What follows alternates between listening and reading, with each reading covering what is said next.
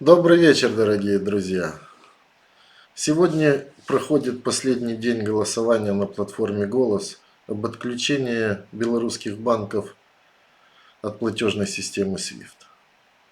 Также проходят огромные марши во дворах, а российская пропаганда начала жаловаться, что ей не дают четких координат, как освещать события в Республике Беларусь.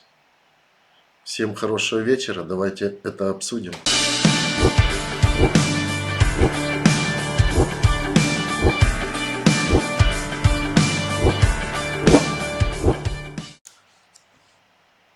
Друзья, я не буду сегодня показывать эти колоссальные шествия, которые идут во дворах уже третье воскресенье. Этого видео много, оно везде, я думаю, об этом весь мир знает. Я вам хочу показать и всему миру то живое, что живет внутри людей, внутри обычных семей. Ведь обычные мирные марши – это уже по сути маленькая битва между добром и злом. Вот взгляните на это короткое видео. Во имя Отца и Сына, Святого Духа. Что надо сказать папе? Аминь. Поцелуй папу. А что надо еще папе сказать? Убегай. Убегай, хорошо. Буду убегать. Люблю тебя. Не знаю, я, наверное, очень сентиментальный человек, но вот это «убегай», сказанное ребенком с поцелуем, оно задевает человека за живое. Невозможно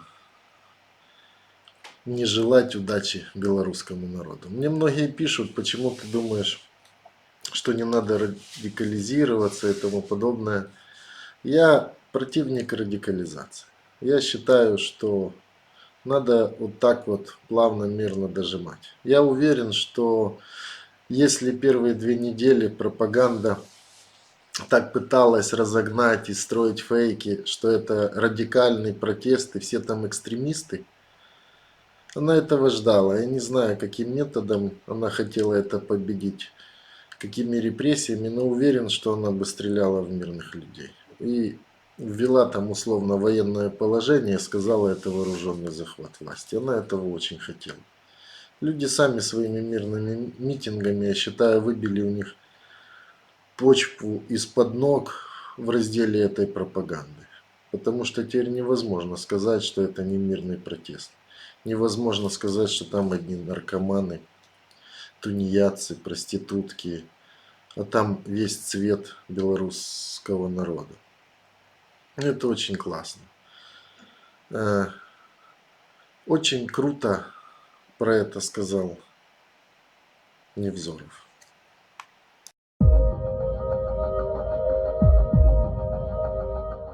Все как всегда. Режим не умеет лечить, летать, любить, строить, управлять, просвещать и так далее. Он умеет только внушать ужас и страх.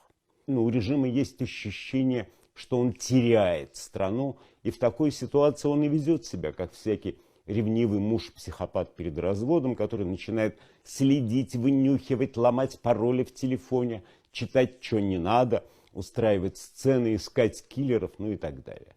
Ничего нового в этом нет.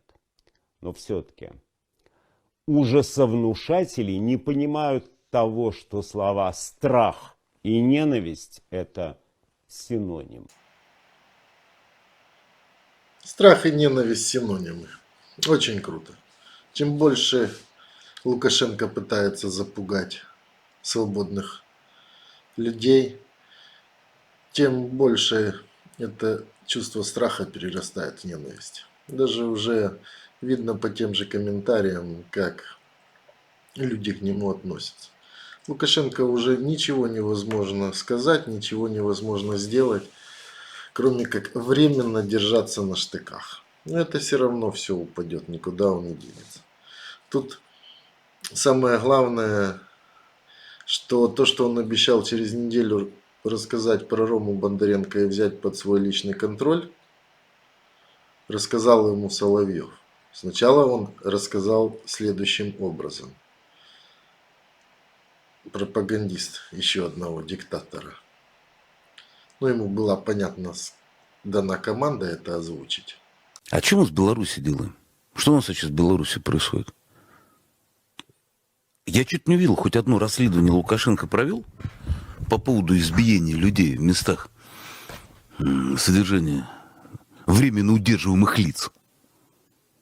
Я чуть не видел, хоть одного осудили? Или что, все себе краской побои нарисовали?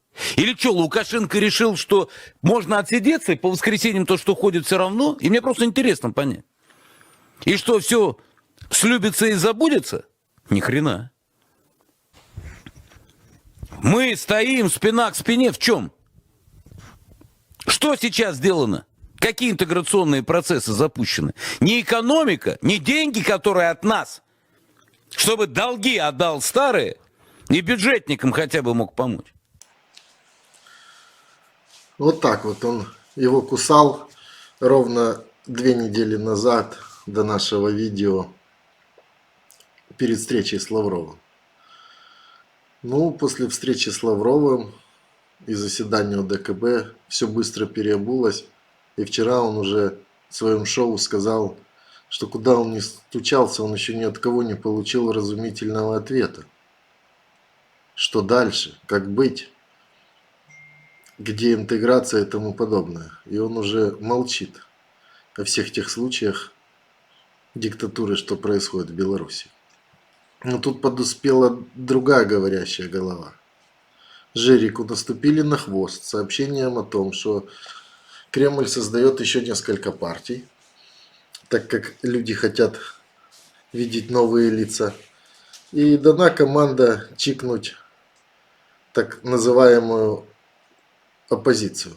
Коммунистов, ЛДПР, Справедливую Россию. И он позавчера выбежал на трибуну и высказал в своей форме все, что он думает. И он же как делает? Когда у него все хорошо и денежка с Кремля течет, он говорит то, что хочет Кремль.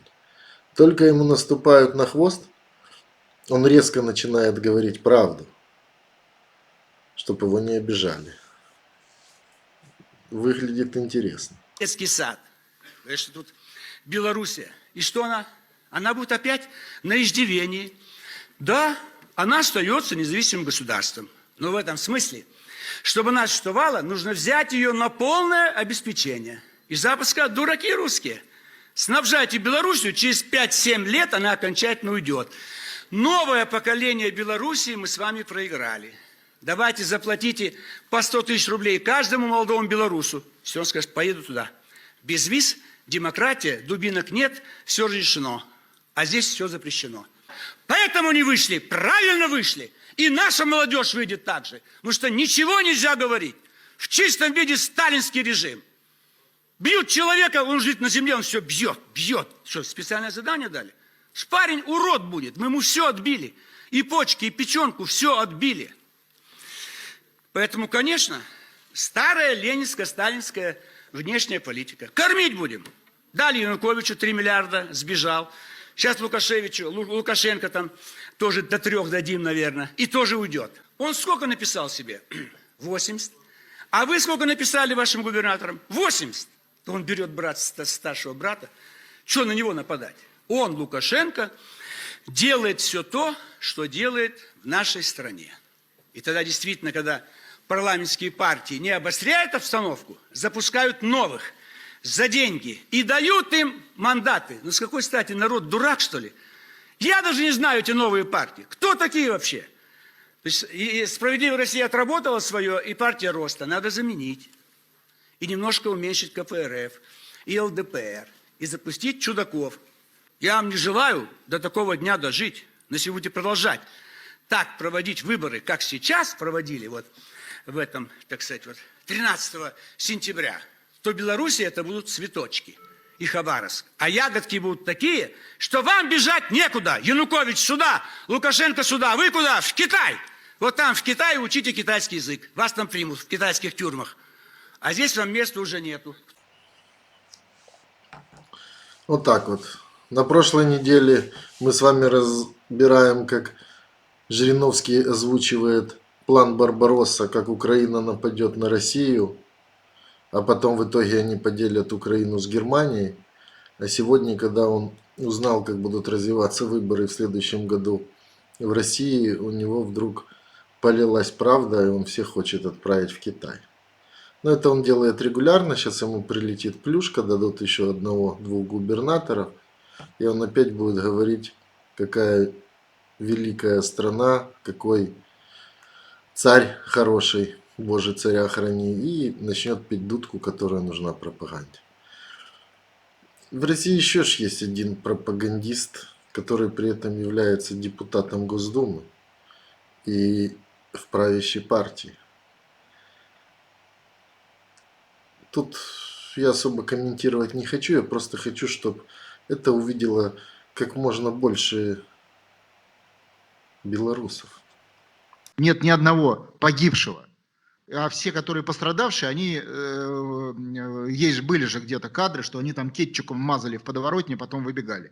То есть это все блютофорское, это игра. Все, что нам показывает сегодня телевизор, это по Беларуси, это просто спектакль. Вот просто спектакль, фильм, знаете, кровь, шметки. Вот Шварценеггер такие фильмы любит сниматься. Вот это фильмы есть, а реальность там совершенно не такая. И мы просто не знаем реальность там, потому что ее не видим, потому что информационное пространство не наше. И вообще, еще раз говорю, с Беларуси это вариантов нет.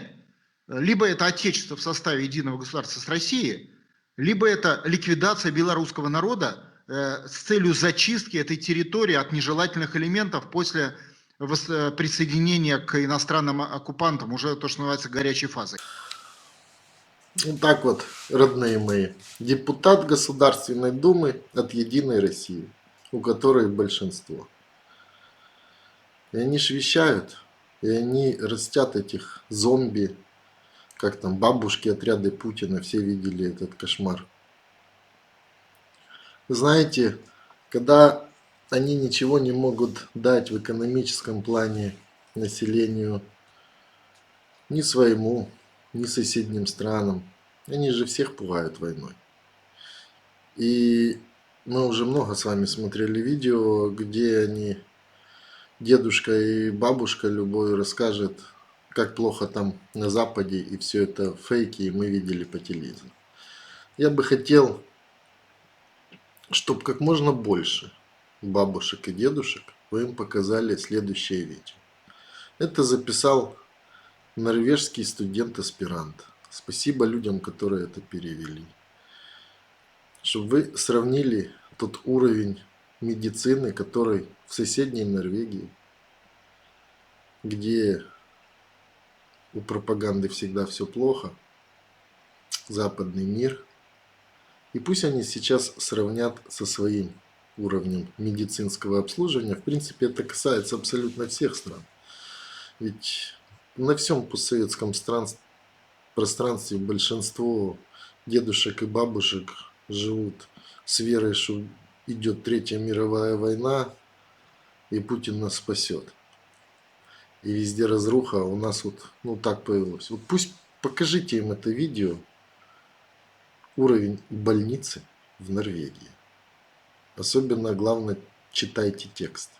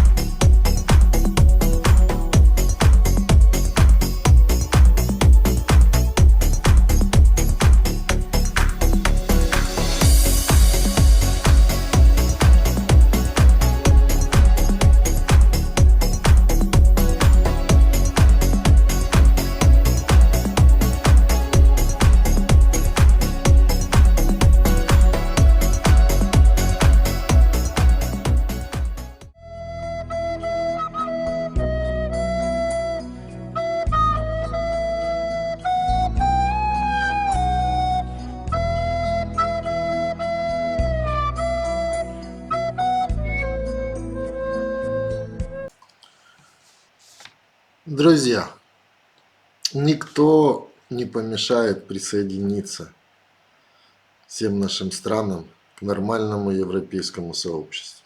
Все эти потуги диктаторов – это все временно.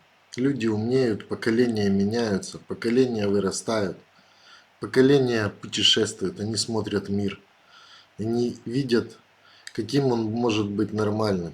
Да, везде есть свои проблемы, но такого количества воров в высших эшелонах власти, как на всем постсоветском пространстве, наверное, нет нигде. Но разве что может быть в Африке. Поэтому живе Беларусь, слава Украине, Россия будет свободной, все будет классно, мы обязательно станем все цивилизованными, нормальными странами. Всем пока. Если есть мысли, оставляйте комментарии, это продвигает видео. Ставьте лайки, это дает мне моральную поддержку. Всех обнимаю, все будет классно.